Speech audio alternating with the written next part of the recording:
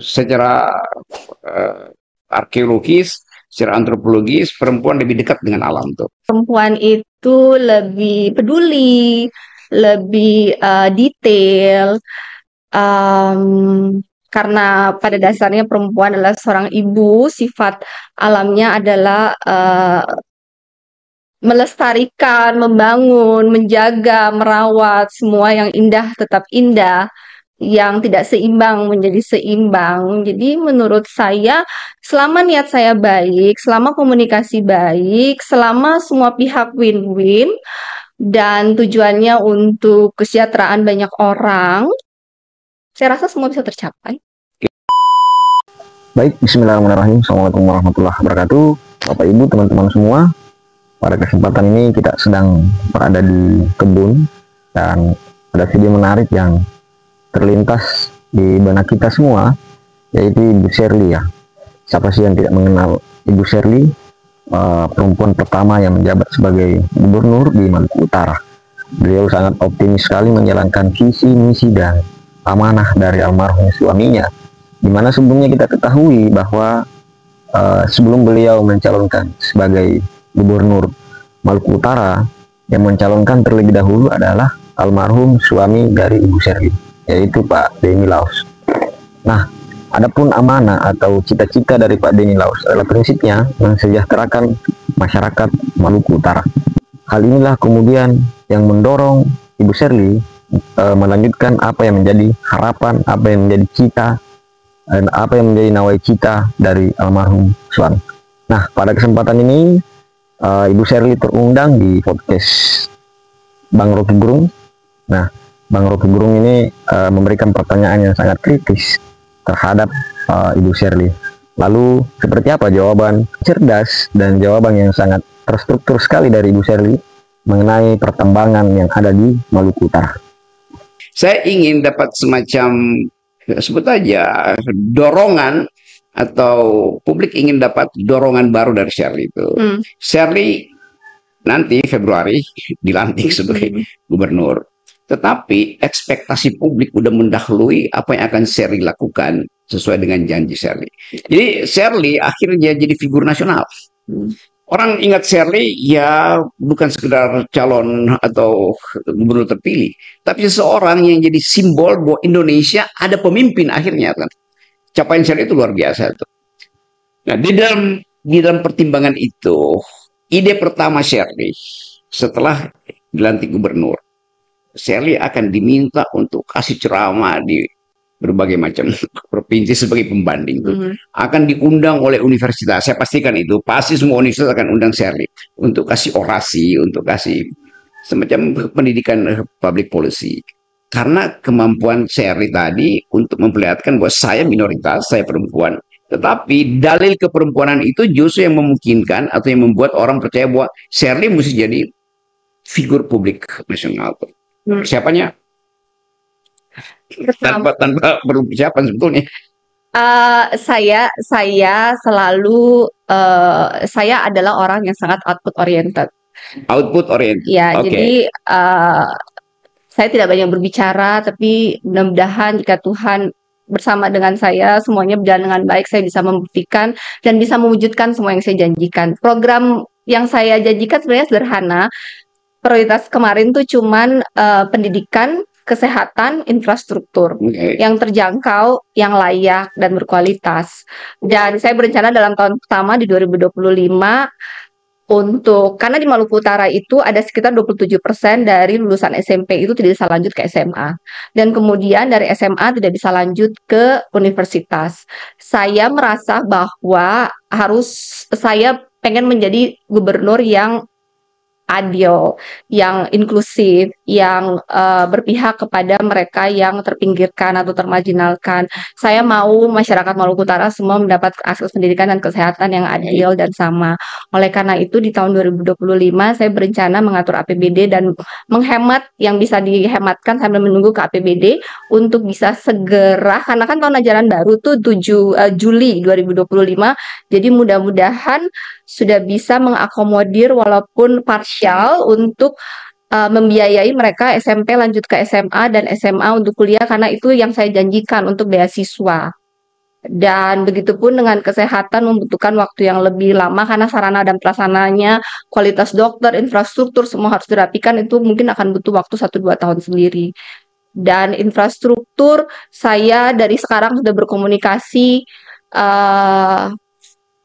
ke pusat, walaupun memang belum dilantik, tapi saya sudah menyiapkan program-program, saya sudah memetakan secara infrastruktur, kita namakan Transkiaraha karena permasalahan di Maluku Utara itu adalah transportasi.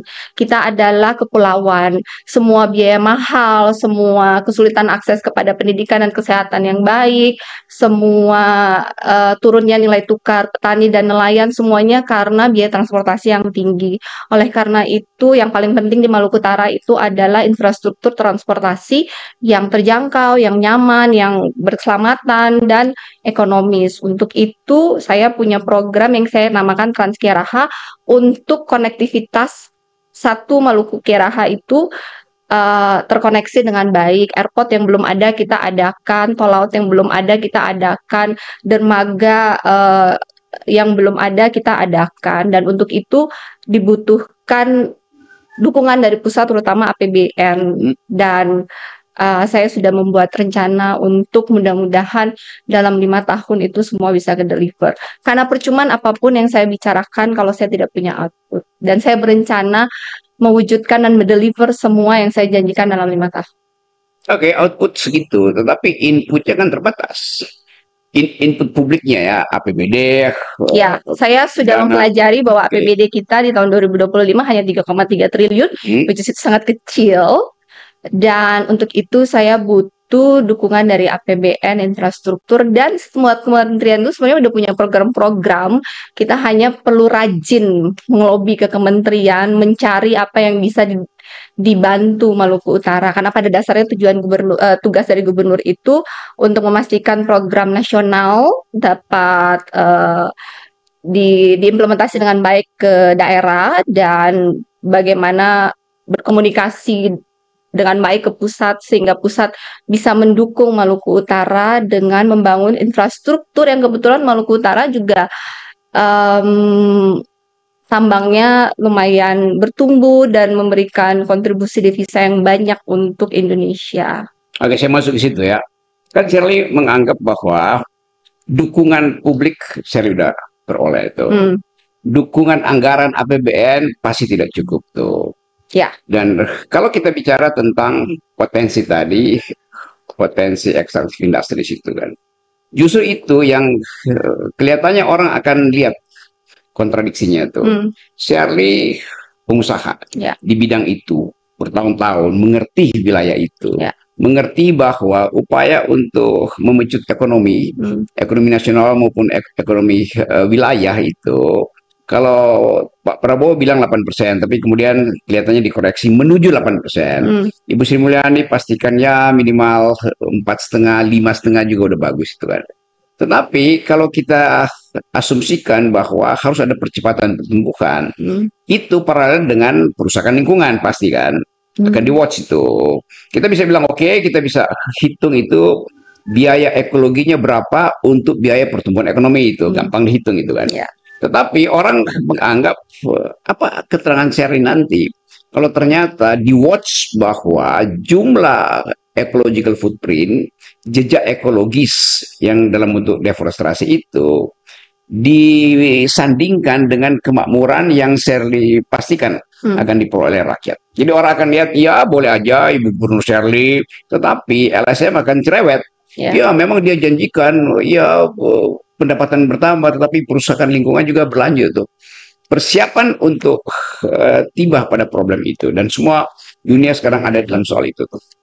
Jika sudah dilantik nanti, saya berencana untuk mengumpulkan semua pelaku pengusaha tambang, mencari titik tengah pemanfaatan dana CSR mereka sehingga benar-benar memberikan manfaat yang seimbang kepada para masyarakat yang hidup di lingkar tambang. Dan untuk diketahui, di Maluku Utara itu tidak semua daerah dirusak. Jadi memang ada daerah industri seperti di Halmahera Tengah, di Iwip, ada sebuah zona di Halmahera Timur ada, dan di Halsel ada. Tidak semua daerah ada tambangnya, hanya di daerah industri tertentu yang ada tambangnya. Kemudian dalam proses pertambangan itu sebenarnya sudah ada dokumen-dokumen pelestarian alam seperti AMDAL-nya, bagaimana mereka mereklamasi kembali, bagaimana mereka melakukan perbaikan lingkungan setelah itu. Hanya saja menurut saya mungkin belum diimplementasikan atau dikontrol dengan baik, dan itu saya akan menjadi garda terdepan untuk memastikan lingkungan hidup itu dapat dijaga semaksimal, bahwa tambang tidak merusak sama sekali tidak mungkin. Tambang itu pasti merusak, tinggal ditimbang antara dampak ekonomi dengan benefit secara ekonominya. Nah, itu yang dijaga keseimbangannya. Dan buat masyarakat yang tinggal di lingkar tambang, ada mereka nelayan dan petani yang terganggu mata pencariannya, mereka harus diberikan alternatif lain sehingga kesejahteraan mereka bukan berkurang tetapi bertambah dengan kenyamanan. Itu semua dibutuhkan komunikasi yang baik antara masyarakat lingkar tambang, pemerintah daerah, pemerintah pusat, dan para mereka pengusaha tambang mencari solusi yang terbaik. Dan untuk itu saya akan memastikan menjadi garda terdepan karena saya sendiri adalah diver. Saya sangat mencintai, saya mengerti bahwa alam itu nilainya tak terhingga untuk teman-teman. Diver artinya penyelam. Ya, penyelam. Penyelam bawah laut. Saya melihat bagaimana keindahan alam itu rusak, hilang, sesuatu yang sangat cantik yang tidak bisa diciptakan oleh manusia kembali bisa hilang karena tidak dilestarikan dengan baik. Dan saya pun pencinta alam. Saya juga melihat proses bagaimana ada satu spot wisata di Halmahera Tengah yang tadinya begitu cantik, namanya Boki Maruru, dan kemudian sekarang mungkin jadi agak kurang cantik. Tetapi segala sesuatu dikomunikasikan dengan baik, dicari cara tengah untuk win-win sehingga alam tetap terjaga, ekonomi mendapatkan benefitnya. Komunikasi menurut saya. Saya percaya nggak kalau misalnya sebut aja aparat atau petugas atau pejabat daerah yang mengelola lingkungan itu diberi pada perempuan, karena secara arkeologis, secara antropologis perempuan lebih dekat dengan alam tuh, karena etika kepedulian itu tuh. Saya tidak mengerti laki-laki ya, tapi menurut saya perempuan itu lebih peduli, lebih detail, karena pada dasarnya perempuan adalah seorang ibu, sifat alamnya adalah melestarikan, membangun, menjaga, merawat semua yang indah tetap indah, yang tidak seimbang menjadi seimbang. Jadi menurut saya, selama niat saya baik, selama komunikasi baik, selama semua pihak win-win dan tujuannya untuk kesejahteraan banyak orang, saya rasa semua bisa tercapai.